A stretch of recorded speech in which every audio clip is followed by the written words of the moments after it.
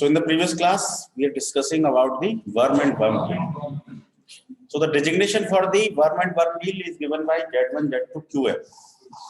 Okay, Z1, Z2, QF. Z1 is number of threads on the worm, number of starts on the worm. Z2 number of teeth. Q is the diametral quotient. Okay, diametral quotient is the ratio of D1 and module, diameter of the worm and module, and M is the module itself. Okay, so that designation we have covered, right? Now we will see the force analysis. So let this is the worm, and let this is the worm wheel. This is the worm. This is the worm. So this is the front view. So worm wheel shaft is looking like circular, and the worm axis shaft is here. Axis is here. If you see the side view of this figure, so from front it is a circle, but from side it will be a rectangle. So if you take the projection, then you have a rectangle over here. So this rectangle is representing the worm wheel, right? And if you see this worm from the side, then it will be a circle. So this circle will be. So take the projection, then this will be a circle. Okay? Front view, side view. बहुत लोगों ने गलती किया तो left में लेके front view side view projection लेके बनाना चाहिए। रेक्टेंगल का जो हाइट होगा वो इसके डायमीटर के बराबर ही होगा, है ना? प्रोजेक्शन लेके बनाएंगे तो अपने आप आ जाएगा। तो आप बताइए, ये तो ड्राइवर है, ये कौन है? Let this is rotating anti clockwise. तो ड्राइवर पे डायरेक्शन कैसे रहती है? आउटवर्ड डायरेक्शन, है ना? If I make the free body diagram, तो मुझे इस सर्कल को और इस रेक्टेंगल को थोड़ा सा डिस्टेंस में दिखाना पड़ेगा, है ना? फ्री बॉडी डायग्राम के लिए। तो देखो मैंने ये सर्कल बना दिया वर्म व्हील, और ये मैंने रेक्टेंगल बना दिया वर्म का। अब इसका रोटेशन ऐसे है, तो this will be the direction for, this is the direction for to balance this, there will be equal and opposite force on the worm.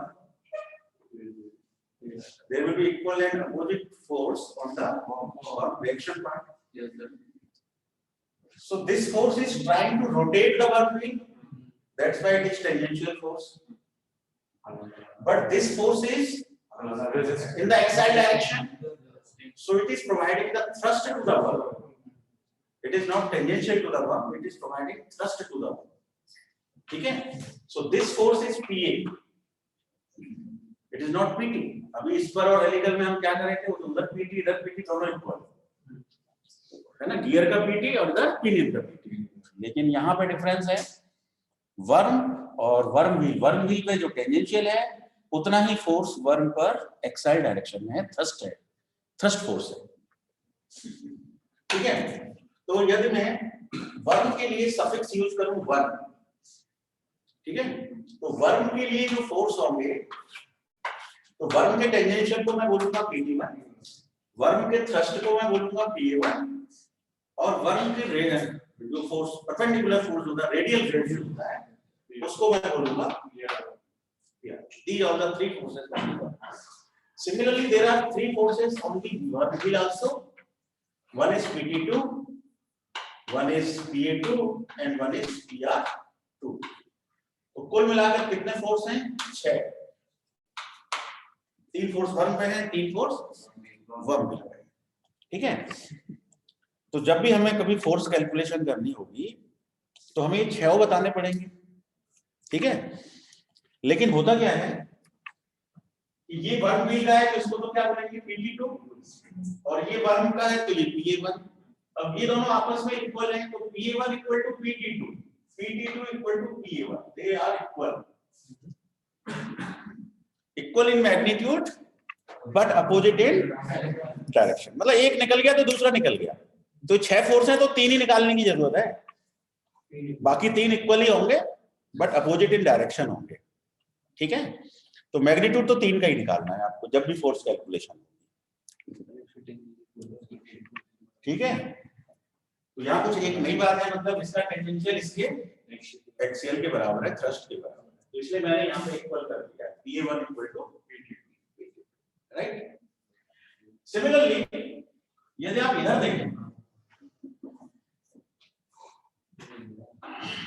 इस रेक्टेंगल और इस थ्रस्ट का, इसका यदि मैं फ्री बॉडी बनाऊंगा, so let this is the circle for the work. अब side view की बात कर रहा हूं, आगे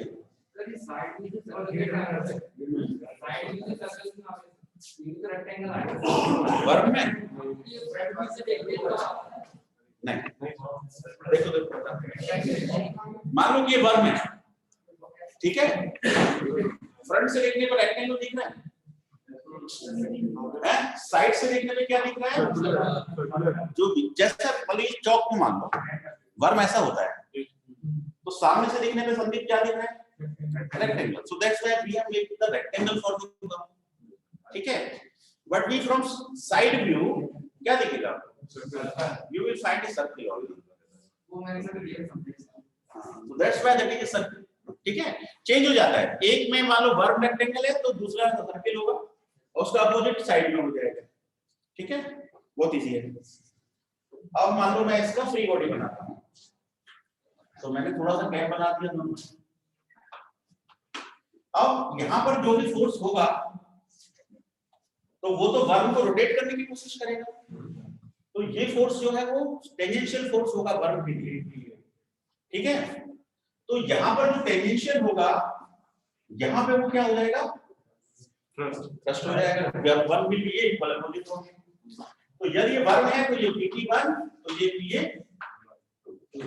तो PT1 and PA2 must be equal, PT1 and PA2 must be equal, PT1 and PA2 must be equal in magnitude but opposite in direction। हाँ देखो, ये जो वर्म है तो वर्म के लिए सफिक्स करना है वर्म, तो ये फोर्स इसको रोटेट करने की कोशिश कर रहा है, तो टेंजेंशियल टू द वर्म, और इसका अपोजिट यहां आएगा, तो ये तो रोटेट नहीं कर रहा है, ये तो थ्रस्ट है ना, रोटेट तो ये करेगा, ये वाले डायग्राम में जो दिख रहा है ये रोटेट करेगा, टेंजेंशियल टू द, तो these are equal in magnitude but opposite in direction. तो वर्म में क्या होता है, एक का थ्रस्ट दूसरे के टेंजेंशियल के बराबर होता है। समझने की बात मोटी है। ठीक है, अब आते हैं रेडियल फोर्स में। रेडियल फोर्स के लिए तो कॉमन फंडा है, it acts towards the centre of the gear, it always acts towards the centre of the gear. So this is PR2 and this is PR1, so PR1 and PR2 must be equal। तो radial में कोई दिक्कत है नहीं। ठीक है, हाँ, this is radial, right. अब देखो, इस पर और हेलिकल में जो भी फॉर्मूले थे, ठीक है, उसमें क्या आता था हमारे पास, यदि मैं इस पर की बात करूं, जरा ध्यान से देखना, ये तो समझ में आएगी आपको। इस पर टोटल फोर्स P होता था, P के दो कंपोनेंट होते थे, एक और अल्फा, ये PT होता था, बात करता था।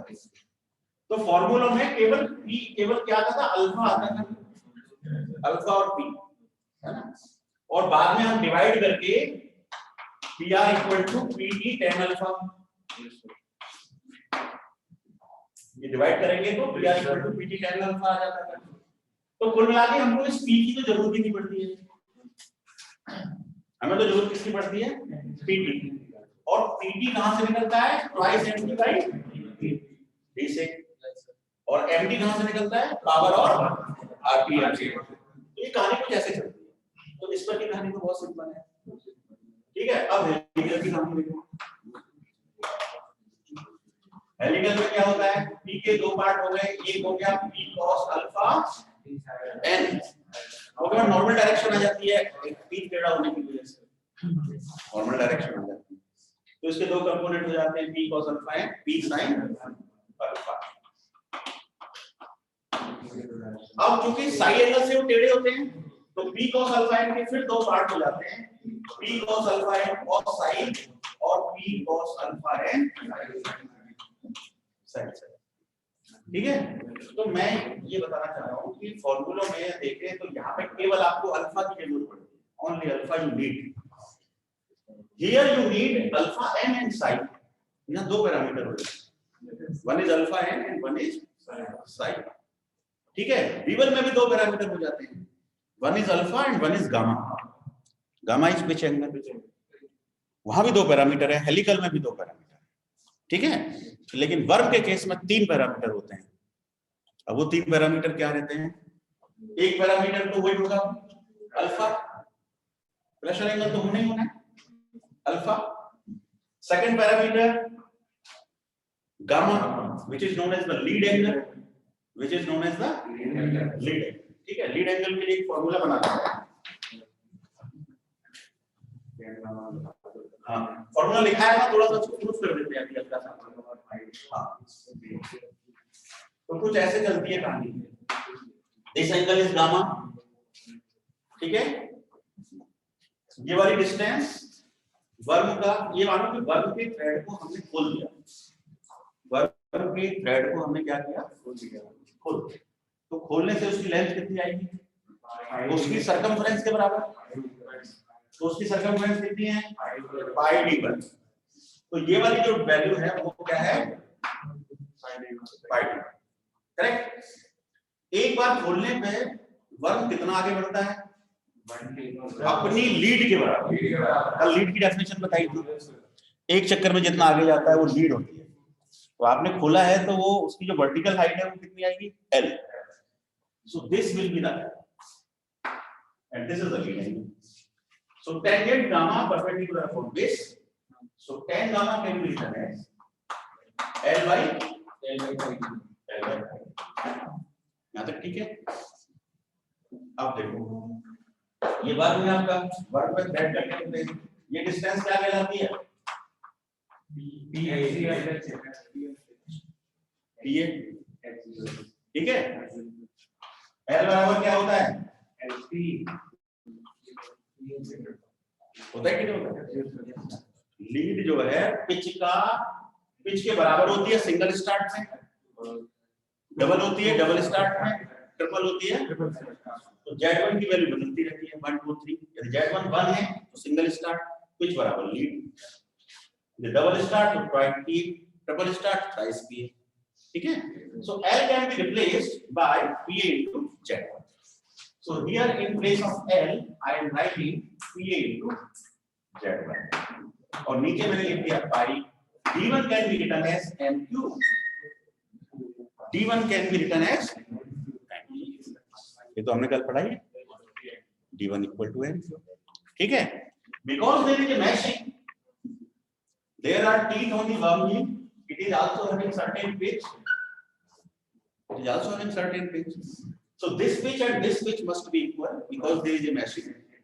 So PA can be replaced by P only because they are equal। So I am writing PZ1 divided by pi and Q। This is a circular pitch। What is P? P is the circular pitch and circular pitch is pi m, pi times modulus। So this can be written as pi m Z1 divided by pi and Q। Pi cancel, m and cancel, so it is finally Z1 by Q। So tangent of gamma is given by Z1 by Q। So gamma is tan inverse of Z1 by Q। Gamma is tan inverse of Z1 by Q। This is the formula अक्सर वर्ग के सवालों में आपको use करना होगा gamma calculate करने के लिए। और यहाँ गामा कहलाता है lead angle, not the pitch angle. It is the lead angle। ठीक है, gamma is the lead angle। So second parameter is gamma, first parameter is alpha। Alpha is pressure angle, gamma is lead angle। lead angle से formula हमने बना दिया। ठीक है, the third parameter is, बताओ क्या होगा? Third parameter is coefficient of friction. Because there is a sliding action between the worm and the worm wheel, so friction will play its role. Friction role is very, very important. ठीक है? तो sometimes friction supports the force, sometimes friction opposes the force. मतलब ऐसी situation बनती है इसमें, sometimes friction opposes the force, मतलब जैसे PT PR कई सारे फोर्स है, किसी फोर्स को सपोर्ट कर रहा है, किसी फोर्स को अपोज कर रहा है, कुछ ऐसी स्थिति बनती है. ठीक है? तो फोर्स के जो भी फॉर्मूले आएंगे उनमें अल्फा गामा म्यू भी होगा साथ में. फोर्स के फॉर्मूलों में म्यू भी होगा. ठीक है? तो अभी हम एक फोर्स कैलकुलेशन पर सवाल करने वाले हैं. ठीक है? तो एक क्वेश्चन लिखिए हम फोर्स का.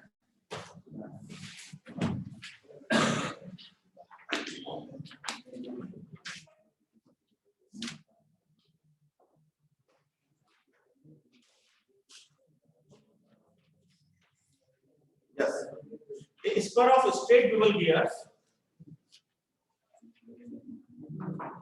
a spur of, a pair of, not a spur, है ना, a pair of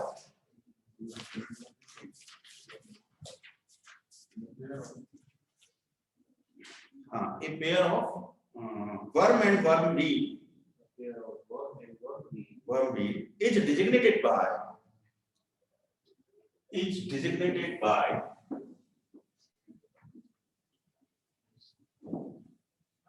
designated by 2, 52 and 4. Is designated by 2, 52 and 4. ठीक है? समझ में आ गया वो क्या क्या है? मैं जिससे कुछ वो बताना. ये दो क्या है? पूरा बोलो. नंबर ऑफ स्टार्ट और रिवर्ब ऐसे. ये 52 क्या है? कल क्लास में देखते हैं. 52 क्या है? Number of the teeth on the body. ये 10 क्या है? आपके क्लास में जो कल क्लास में नहीं दिक्कत होगी. संदीप क्या है? 10 क्वेश्चन, डायमेट्रल क्वेश्चन. और ये 4 क्या है? समझ गए? कल की क्लास की जरा रिकॉर्डिंग देख लें. ठीक है? तो a pair of worm and worm wheel is designated by 2, 52, 10, 4. यहाँ तक क्लियर हो गया? मैं एक बार यहाँ लिख देता हूँ.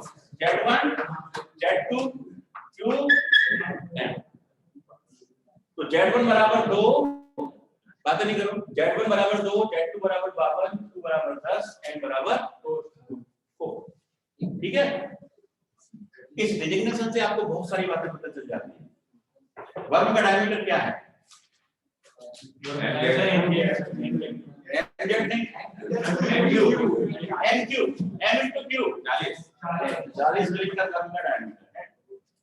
देखने से पता चल जाता है. ठीक है? एन क्यू D1 बराबर है, ये कल हमने बताया था. D1 equal to n. ठीक है? वर्म व्हील का डायमीटर क्या है?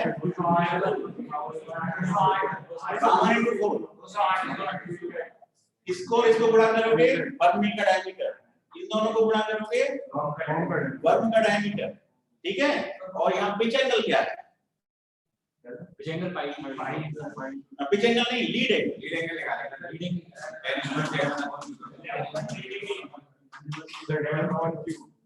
Z1 कितना है? Z1 2. क्यों? तो इस डिजिग्नेशन से आपको लीड एंगल भी पता लग जाएगा. No problem. ठीक है?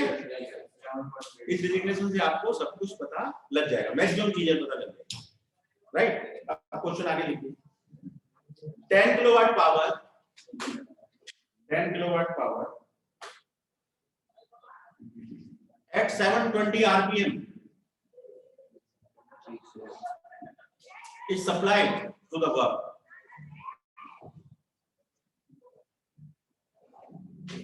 It's supplied to the worm shaft. The coefficient of friction is 0.64, 0.04, not 64. It is 0.04. And the pressure angle is 20 degree. Pressure angle is 20 degree. You are not writing? तो यहाँ से लिख लो, बाकी 2 लाइन बाद में लिख लेना, समय बचाओ अपना। And the pressure angle is 20 degree. Calculate the tangential, axial, and radial components. Tangential, axial, And radial components of the resultant gear tooth force. Of the resultant gear tooth force acting on the worm wheel. Acting on the worm wheel. Worm wheel के पूछ रहा है, and also calculate the all the forces on worm arms, है ना? ये भी लिख लो, question में नहीं है, मैंने जोड़ दिया। also calculate. हाँ, also calculate the forces on worm arms. Also calculate the forces on worm. ये मैंने जोड़ दिया अलग से, है ना? इसे पता रहेगा कौन सा किस में बदल रहा है, ठीक है? तो अब इस क्वेश्चन को करने के लिए you are having certain given data. You are having the power. What is the power? 10 kilowatt. What is the RPM? 720. 720 ये RPM किसका है? वर्म का, वर्म व्हील का? ये वर्म का वर्म का। मतलब कौन तेज घूमता है, वर्म या वर्म व्हील? तो जो ज्यादा तेज घूमता है उसमें कौन से स्ट्रेस आने चाहिए? वर्म में कौन से स्ट्रेस आएंगे? जो चीज लगातार रोटेट कर रही है।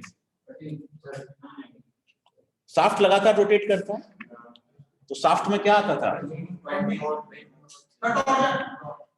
बेंडिंग तो बिना रोटेट में भी आती है, ठीक है? हाँ, ठीक है। तो घूमने की वजह से क्या होता है, यदि टॉप पॉइंट पे कभी टेंसाइल स्ट्रेस है तो उसी टॉप पॉइंट पे नीचे आने पे कंप्रेसिव स्ट्रेस हो जाता है, तो फ्लक्चुएटिंग स्ट्रेस आते हैं। रोटेशन की वजह से, बातें नहीं, रोटेशन की वजह से कौन से स्ट्रेस आते हैं? तो worm is under the fluctuating stresses, और इसके साइकिल बड़े ज्यादा होते हैं।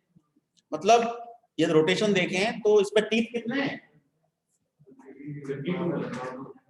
और ये 2 है, तो वर्म के एक राउंड में 2 टीथ से आगे जाएगा। स्टार्ट कितने हैं? 2 हैं।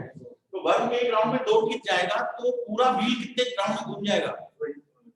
2 टीथ एक राउंड में 22 टीथ 26 राउंड में, मतलब वर्म 26 राउंड घूमेगा, तब वर्म व्हील एक राउंड घूमेगा। और इसी वजह से गियर रेशो 26:1 है। यही तो गियर रेशो है, ठीक है? तो मान लीजिए कि वर्म ने 1000 राउंड पूरे किए, तो वर्म व्हील ने कितने राउंड पूरे किए? 26,000। वर्म व्हील ने एक राउंड पूरा किया तो उसने 26,000। तो फेल्योर के चांस किसके ज्यादा है? जो ज्यादा रोटेट हो रहा है उसी के चांसेस ज्यादा है। साइक्लिक स्ट्रेस है, उसमें फ्लक्चुएटिंग स्ट्रेस आ रहे हैं, है ना? फ्लक्चुएटिंग स्ट्रेसेस आ रहे हैं, तो उसकी वजह से वर्म के अंदर कौन सी प्रॉपर्टी होनी चाहिए?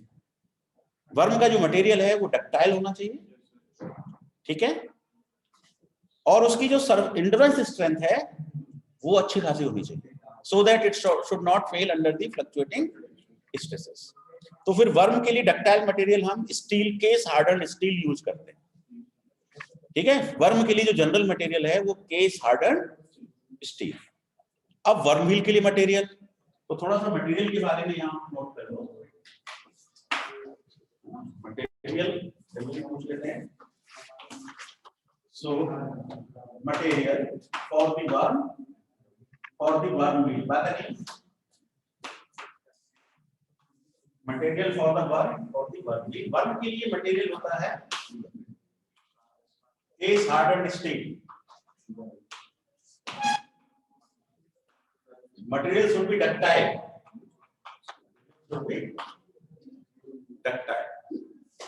ठीक है? And surface endurance strength should be high, endurance strength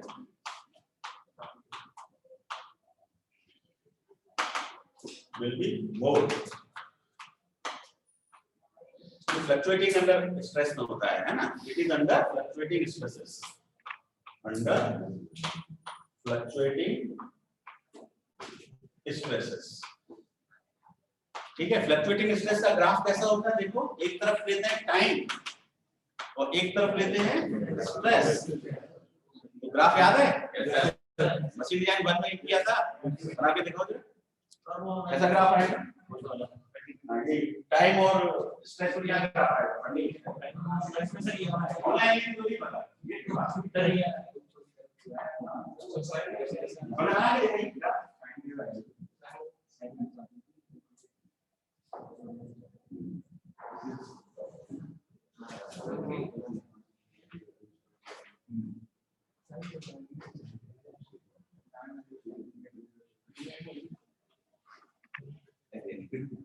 ऐसा कुछ आएगा, समय के हिसाब से टेंसाइल स्ट्रेस, कंप्रेसिव स्ट्रेस वो बदलते रहते हैं, वैल्यू मैग्नीट्यूड बदलता रहता है, डायरेक्शन भी बदलती रहती है, ठीक है। तो ऐसे होते हैं फ्लक्चुएटिंग स्ट्रेस। अब फ्लक्चुएटिंग 3 तरह के होते हैं, ये कौन सा वाला,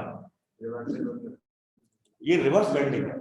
रिवर्स बेंडिंग में मीन स्ट्रेस क्या होता है, जीरो। तो फिर मीन स्ट्रेस 0 पर आपको दिखाना पड़ेगा साइकिल, है ना, ये रिवर्स बेंडिंग है। और यदि रिवर्स बेंडिंग नहीं है, सिग्मा एम भी एग्जिस्ट कर रहा है, सिग्मा ए भी एग्जिस्ट कर रहा है, तो उस केस में यहां पर लाइन लेके फिर दिखाएंगे, ठीक है। और एक और होती है रिपीटेड स्ट्रेस। तो रिपीटेड स्ट्रेस कैसे दिखाते हैं, बोलो, इससे टच होता हुआ जाता है ना, इससे कुछ टच होता हुआ जाता है, कुछ ऐसे बताओ। उसमें सिग्मा रिपीटेड में जो है सिग्मा ए सिग्मा हाँ उसके बराबर हो जाता है। तो तीनों तरह के स्ट्रेस फ्लक्चुएटिंग ही होते हैं, लेकिन वर्म के केस में ज्यादातर आपका पाला ऐसे स्ट्रेस से पड़ता है, जो रिवर्स शाफ्ट में भी ऐसे ही पड़ता है और ऐसे ही वर्म में भी पड़ता है, फ्लक्चुएटिंग स्ट्रेस, ठीक है। तो फ्लक्चुएटिंग स्ट्रेस में कौन सी प्रॉपर्टी इंपॉर्टेंट होती है, एंडोरेंस स्ट्रेंथ। एंडोरेंस स्ट्रेंथ को हम बोलते हैं एसई, याद आ रहा है ना, एसई। और एसई बराबर होता है के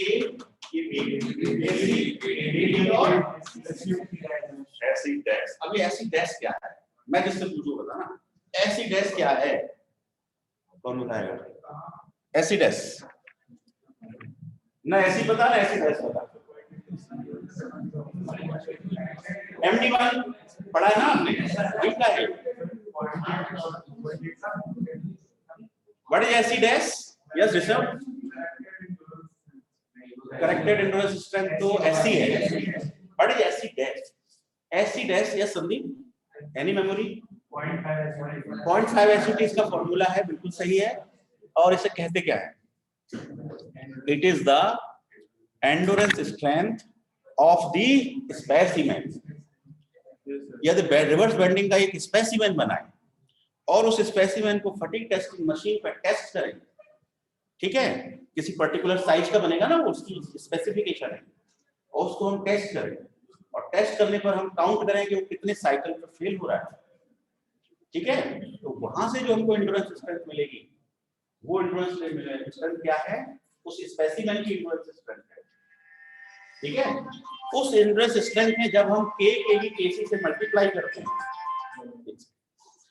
हाँ मनोज सर क्लास होता है आरएसएस, अच्छा हाँ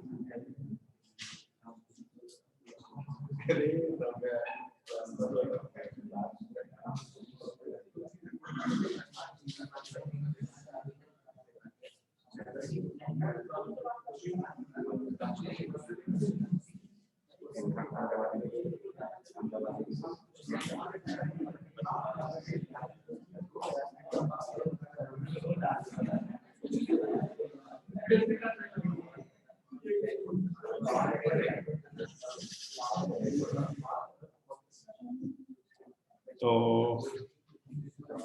क्या बात चल रही थी हमारी, हाँ स्पेसिमेन की एसिडिटी जो है वो होती है, स्पेसिमेन की जो एसिडिटी है वो एसिड है, इसकी वैल्यू 0.5 एसिडिटी के बराबर हम अज्यूम कर लेते हैं। टेस्टिंग मशीन से करेंगे तो कई बार एक्सपेरिमेंट करो, फिर उसका एवरेज निकालो तो लगभग वो 0.5 एसिडिटी के बराबर आता है, इसलिए हम एम्पिरिकली उसे अज्यूम कर लेते हैं, ठीक है। अब यहाँ पे एक फैक्टर और आता है के ई, तो 5 फैक्टर है। अब इन 5 फैक्टर के बारे में बताना है, मैं जिससे पूछूं वही है।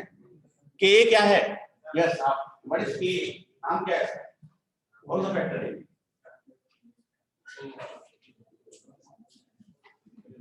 क्या है? Surface roughness factor. Surface roughness factor.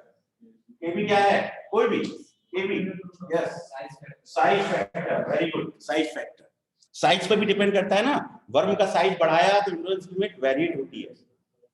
ऐसा नहीं है एसयूटी की तरह नहीं है ये, एसयूटी तो फिक्स रहती है, वर्म का डायमीटर कुछ भी सही, SUT is fix, but endurance strength is changing as per the size, so that's why the size factor is come into picture.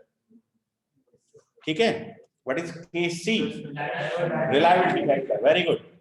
Reliability. What is reliability? Define कौन करेगा? What is reliability? कहते हैं ना ये चीज रिलायबल है। Reliable का मतलब एक तरह से होता है विश्वास, है ना?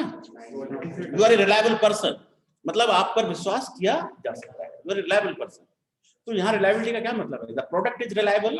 ठीक है, I am driving a four wheeler, so my car will start at the morning on the first. चाबी घुमाऊंगा, गाड़ी स्टार्ट होगी, मुझे विश्वास है, so my car is reliable. Product की रिलायबिलिटी होती है ना, एक अंदाजा लगाता है ना आदमी, यार पता नहीं 90% चालू हो भी सकती है, नहीं हो सकती है, सो इट इज 90% रिलायबल है, काम होगा कि नहीं होगा, मतलब कुछ रेशियो रहता है उसमें। तो what is reliability exactly define करें तो reliability just the probability, chance है, यदि 90% चांस है तो 90% रिलायबिलिटी है। ठीक है, तो मैं किसी बात की संभावना प्रकट कर रहा हूं, ठीक है, तो रिलायबिलिटी फैक्टर है, प्रोडक्ट की डिजाइनिंग में बड़ा इंपॉर्टेंट पैरामीटर है। मतलब डिजाइन इंजीनियर रिलायबिलिटी फैक्टर लेके चल रहा है उस पर्टिकुलर प्रोडक्ट के लिए, वर्म के लिए एंड्योरेंस स्ट्रेंथ निकालने में, तो वो कुछ ले लेता है कि मैं कितने परसेंट रिलायबिलिटी में प्रोडक्ट डिजाइन करूं, जितनी ज्यादा परसेंट रिलायबिलिटी चाहूंगा उतनी ज्यादा कॉस्ट है। यदि आपको रिलायबिलिटी ज्यादा चाहिए तो आपकी कॉस्ट ज्यादा है। तो बजट को देखकर, सब चीजों को देख करके we have to decide the reliability, on the basis of that we have to go ahead. So KC is reliability factor, what is KD? KD is modifying factor 1/kf. kf is fatigue stress concentration factor. MD1 revise, MD1 conceptual है ना, उसका फिर use होता रहता है जहां भी हर जगह यूज हो सकता है उसका, है ना, Goodman theory, Soderbergh theory, revise that, है ना। तो व्हाट इज केई? एक्सियल लोड फैक्टर, है ना, ऊपर से लोड आ रहा है, एक्सियल की डायरेक्शन में आ रहा है, उसमें भी फैक्टर की वजह से जल्दी फेल होती है चीजें। ठीक है, तो ये एक मोटा आइडिया, जस्ट एक रिवीजन किया है, कुछ नहीं, ये थोड़ी सी बात हो गई। तो मटेरियल की बात कर रहे हैं, तो वर्म का मटेरियल है case harder steel. Worm wheel का जो मटेरियल है वो रखा जाता है फॉस्फर ब्रांच, फॉस्फर ब्रांच, ठीक है। फॉस्फर ब्रांच क्यों रखते हैं मटेरियल? ठीक है, फॉस्फर ब्रांच बड़ा कॉस्टली होती है, इसलिए बड़े महंगा होता है कॉस्ट, ठीक है, फिर भी इसको यूज करते हैं वर्म व्हील के बीच में। तो वो इसलिए यूज करते हैं कि थोड़ा इसके अंदर बड़ी अच्छी क्वालिटीज है, कुछ क्वालिटीज इसके अंदर बहुत अच्छी है, जैसे वर्म घूम रहा है, वर्म व्हील एक फीट आगे जा रहा है, 2-2 फीट आगे जा रहा है ना, तो उनके बीच में स्लाइडिंग एक्शन हो रही है, ठीक है। तो वर्म व्हील की जो मैन्युफैक्चरिंग होती है वो इतनी एक्यूरेटली हो नहीं पाती है, वर्म व्हील की मैन्युफैक्चरिंग, तो हमेशा उसमें एरर होती है, वर्म और वर्म व्हील के बीच में मैशिंग एरर होती है, ठीक है। तो स्टार्टिंग स्टेज में जब स्लाइडिंग एक्शन होती है तो इनके बीच में फ्रिक्शन बहुत ज्यादा रहता है, क्योंकि उनकी एरर है उनके बीच में। तो वर्म व्हील का मटेरियल ऐसा होना चाहिए जो अपने आप को एडजस्ट कर ले वर्म के अकॉर्डिंग, वर्म की प्रोफाइल के अकॉर्डिंग अपने आप को क्या कर ले, एडजस्ट कर ले। तो एडजस्ट कब कर पाएगा? जब वो थोड़ा सॉफ्ट होगा, है ना, हार्ड मटेरियल से सॉफ्ट मटेरियल क्या होगा, रब आउट हो जाएगा, तो वो अपने आप को ऐसा ढाल लेगा जैसा वर्म का प्रोफाइल है, ठीक है। तो फास्फर ब्रांच के अंदर एक क्वालिटी बोलते हैं उसको कन्फर्मेबिलिटी। कन्फर्मेबिलिटी का मतलब वो अपने आप को ऐसे एडजस्ट करता है जैसे वर्म का प्रोफाइल है। So conformability property of the phosphor bronze is very very good, ठीक है। तो ये बहुत कॉस्टली है। तो अब मान लीजिए वर्म व्हील का साइज बढ़ गया, वर्म व्हील का साइज ज्यादा हो गया तो ज्यादा साइज होने से कॉस्ट भी बहुत ज्यादा हो जाएगी, तो उस केस में हम क्या करते हैं, कोई दूसरी मटेरियल का व्हील ले लेते हैं, स्टील का व्हील ले लिया, कास्ट आयरन का व्हील ले लिया, कोई भी व्हील ले लिया और उसके ऊपर कोटिंग कर दी किसकी, फॉस्फोरस। तो when the worm wheel are large in size, then we use wheel for the other material and do a coating over that to reduce the size, reduce the cost. ठीक है, तो अभी हमारी बात material पे हो गई। अब क्वेश्चन हमें अभी करना है, तो क्वेश्चन में कुछ नहीं है, 3 फॉर्मूले यूज करने हैं। अब फोर्स में क्या क्या पैरामीटर आते हैं, अल्फा, गामा और म्यू, ये 3 पैरामीटर आएंगे। फोर्स के फॉर्मूले क्या है, तो डाटा बुक खोलिए, है ना, डाटा बुक में वर्म वाला चैप्टर खोलिए और वहां से फोर्स का फॉर्मूला उठाइए, उसमें म्यू वगैरह भी होंगे। आपको वर्म कौन से चैप्टर में दिया हुआ है, 23, मैं भी बोल लेता हूं, आप भी बोलिए। 659, yes, it is given on 23.6, 23.10 table number मिल गया, 23.10 टेबल नंबर। अब इसमें फॉर्मूला सबसे पहले देखो, पीटी का क्या है, ट्वाइस एमटी बाय डी, ये तो सिंपल है, टॉर्क निकाल ही लोगे,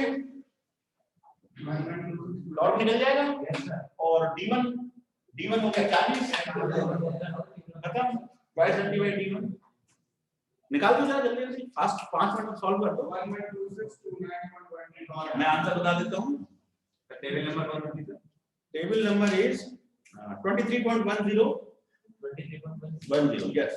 क्या क्या आंसर आया आपका,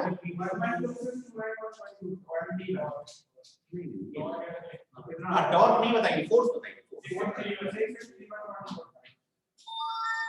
हाँ, 6631.46, ये ठीक है। तो 6631 हमारा क्या हो गया, पीटी, 6631.46 न्यूटन, PT1 है ना। हमको तो वर्म व्हील निकालना था, हाँ, PT1 निकाल लो, PT1 निकाल लो पहले। अब PT1 के बाद दूसरा फॉर्मूला देखो क्या है, हाँ, नोट कर लो पहले, नोट कर लो, P1A, P1A, तो आपका ये बताइए, इसमें म्यू दिया हुआ है क्वेश्चन में, यस सर, और गामा आपने निकाल लिया होगा, तो इसमें फॉर्मूले कॉस अल्फा कॉस गामा ऐसे कुछ है ना, यस सर, हाँ, इस फॉर्मूले से जरा सॉल्व करके देखिए, इतना ही आ रहा है या आपके आंसर अच्छी देख के बता दिया, आंसर का सॉल्व किया है, यस सर, दिखाइए सॉल्यूशन देखिए, वेरी गुड, सो फास्ट,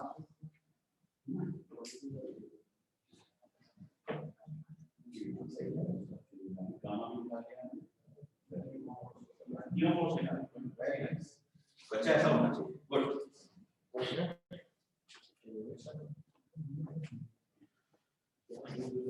तो मैं जरा बस फॉर्मूला लिख देता हूं, सबसे पहले मैं लिख रहा हूं P1A का, P1 P के साथ PA1 का, PA1 है ना, ये P1A बोल रहा है, मैं PA1 बोल रहा हूं, एक ही बात है ना, P1A बोल दो, ठीक है, या PA1 बोल दो, या PA ब्रैकेट 1 बोल दो, अलग अलग तरीके, अलग अलग ऑथर के, नो इशू, सबसे बेस्ट ये है PA1, ठीक है। पहले ये बताओ वो कैसा फोर्स है, एक्साइल फोर्स है, और वो किस पर है, वर्म पे या वर्म व्हील पे, और ये क्या करना है, पहले ये बताना है कि वर्म पे या वर्म व्हील पे, और वो कैसा है, तो नो इशू, कोई एक ही बात है, ठीक है। सो PA1 is given by PT1 multiplied by cos alpha cos gamma minus mu sin gamma divided by cos alpha sin gamma plus mu cos gamma, and PR1 is given by, क्या होगा बेटा, बिना पूछे, मतलब ये तो करती होती है सब, मैं मुझे एडरेस में जाऊं देखिए सर, डिस्टर्ब क्या नाम है, तीन मुराद किसके सर, वेट, मैं क्लास में हूं, वेट, है ना, 2 मिनट कर चुके, तो लेना ऐसा कोई एजेंसी है ना, इमरजेंसी हो, घर से कोई बात हो गई हो तो हम रिलीव दे सकते हैं। सीनियर से बात करना है तो दोनों बात कर लो, है ना? You decide what is important, priority क्या है किसकी। सो PR1 formula is PT1 into sin alpha, बस यहाँ sin अल्फा हो जाएगा, डिनोमिनेटर हो जाएगा, है ना? cos alpha sin gamma plus mu cos gamma, denominator is same, ठीक है, only the numerator is different. थोड़ा सा मेमोराइज भी कर सकते हैं, गिवन है डाटा,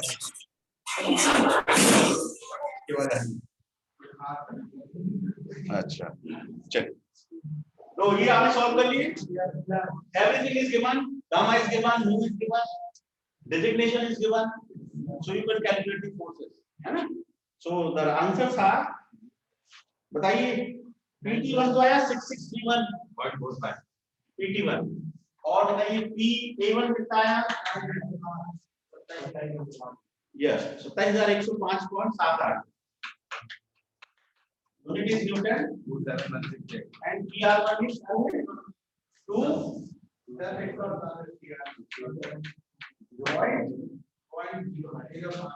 मेरे पास आ रहा है 10,147.47, थोड़ा बहुत चलेगा, मतलब 147 का 148 49 50 चलेगा, कोई दिक्कत नहीं है, वो एक्यूरेसी डिपेंड करती है, कोई 3 डिग्री तक एंगल को ले जाएगा, don't worry about that, 1 Newton का कोई दिक्कत नहीं। सो 10,147.47 हो गया, ये हो गए वर्म के, लेकिन क्वेश्चन किसके पूछ रहा है, वर्म के, वर्म में भी बताओ, क्वेश्चन इतना ही छोड़ दोगे या एग्जाम में, तो वर्म मील का तो निकला ही नहीं, आपने तो वर्म का निकाल के छोड़ दिया, तो ये मतलब you will not get full marks, कुछ मिल जाएगा but you will not get full marks. ध्यान रखिए, यदि वर्म मील का है तो वर्म मील के पूछ निकालिए, लास्ट तक करना है ना। सो PT1 will be replaced by PA2, PA1 will be replaced by PT2, PR1 is PR2। अगर आपने पहले रिलेशन लिख दिया हमने पहले ही, हाँ रिलेशन तो लिख दिए, लेकिन वैल्यू तो निकालो, रिलेशन तो फॉर्मूले सारे रिलेशन ही हैं भाई, सारे रिलेशन ही हैं, but ultimate what is the numeric value वो निकालना है ना, मैग्नीट्यूड क्या है। तो ये सेम उतार देना, ये 6631, 27105, 10147, बस चेंज कर दो, PT1 PA2 PA1 PT, radial में कोई चेंज नहीं, जस्ट इंटरचेंज, ठीक है। तो ये चीज आपने कहीं भूल जाओ नहीं, लिखा भी है इसी टेबल में, PT2 बराबर P1 ने लिखा है ना, रेडीमेड गिवन है पूरा, ठीक है। So I think it is sufficient for today, so just I am ending the class, if you have any query please ask.